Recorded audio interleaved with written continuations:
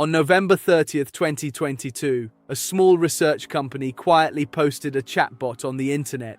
No press conference, no Super Bowl ad, just a link. Within 5 days, 1 million users.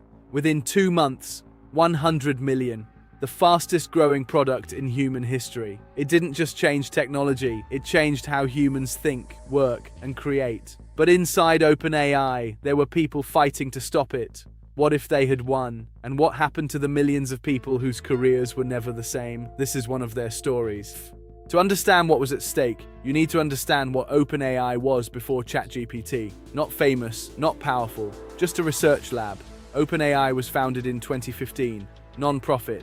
Mission: develop artificial intelligence safely for the benefit of humanity. Noble, idealistic, largely ignored. The founders included Elon Musk, Sam Altman, and Greg Brockman. They raised $1 billion in initial funding. The goal wasn't to build products, it was to do research. They released GPT-1 in 2018, GPT-2 in 2019, and GPT-3 in 2020. Tech insiders were impressed. The mainstream world, completely unaware. Meanwhile, every major tech company had its own AI lab. Google had DeepMind and Brain. Meta had FAIR. Microsoft had its own division. The race was quiet, underground. In Portland, Oregon, a freelance copywriter named Jess had spent 8 years building her business. She made $95,000 a year. Not rich, but comfortable. She had no idea that a research lab in San Francisco was about to make her job unrecognizable. And then there was the internal debate at OpenAI that almost stopped everything. Should they release a consumer product at all?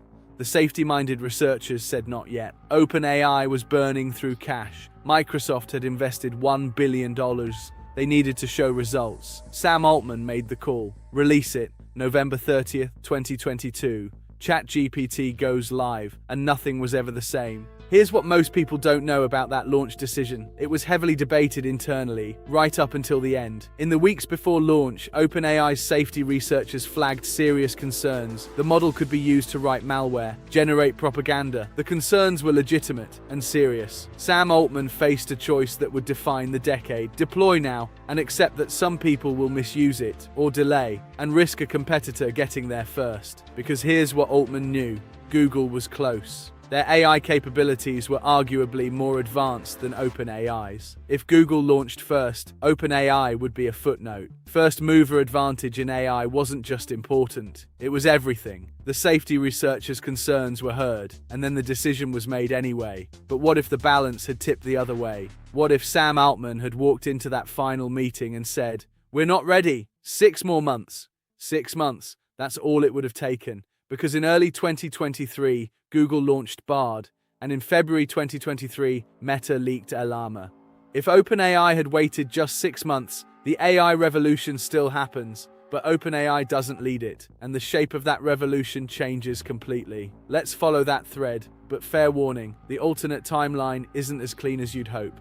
February 2023, Meta leaks Llama. Open source AI is out in the wild. March 2023, Google launches Bard. It's integrated directly into Google Search. 2 billion people encounter AI for the first time through the search engine they already use. The launch is rocky. Bard gets a factual question wrong. Alphabet's stock drops $100 billion in a single day. But without ChatGPT as a comparison point, there's no viral competitor to make Google look slow.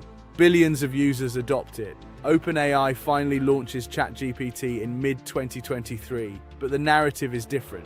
OpenAI plays catch-up to Google. OpenAI raises more funding, but at a lower valuation, maybe $20 billion instead of $157 billion. A respected lab, not a cultural phenomenon. Microsoft's $13 billion bet looks painful. Bing with AI never gets its moment. Here's the surprising twist for jobs. Google deploys AI features more conservatively. Regulators are already watching them, so Google rolls out AI capabilities slowly. The white-collar disruption that happened overnight in real life, it happens over 2 to 3 years instead. Jess notices AI creeping into her industry, but slowly. She adapts. Her income dips 15% but stabilizes. She keeps her apartment. In real life, it wasn't gradual. By June 2023, Jess had lost half her clients. They didn't need a copywriter when ChatGPT could produce a first draft in 12 seconds. Without ChatGPT's explosive launch, the global AI arms race doesn't accelerate as violently. The world gets AI. But on Google's timeline, measured, managed, less chaotic, less creative, less free. The ChatGPT moment, that explosion of creativity and chaos, never happens. The revolution is managed, controlled, and owned by one company.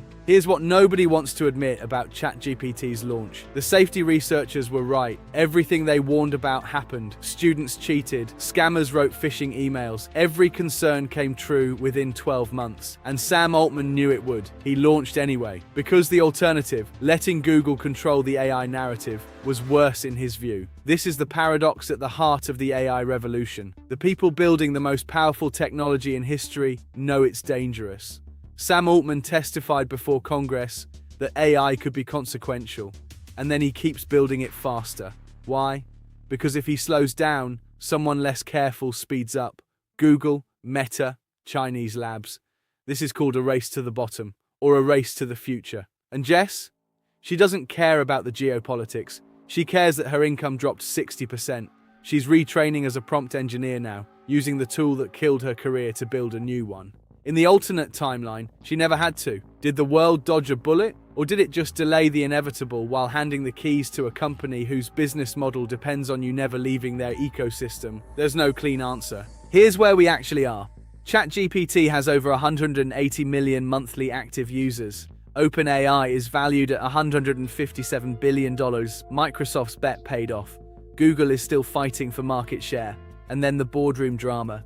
In November 2023, OpenAI's own board fired Sam Altman, the man who made the call. 72 hours later, after the entire staff threatened to quit, he was rehired. It proved OpenAI had become too big, too consequential to function without him. 3 lessons from this story. First, speed beats perfection. ChatGPT wasn't the most technically impressive AI in 2022.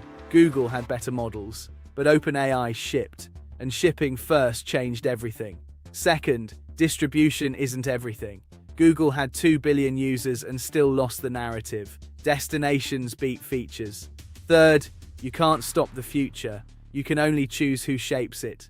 Sam Altman chose to make that decision for the world. Whether you agree depends on how much you trust him. In the alternate timeline, you'd be trusting Google instead, or Meta. Which would you prefer? One link, no marketing, 100 million users in 60 days, and a safety team that tried to stop it.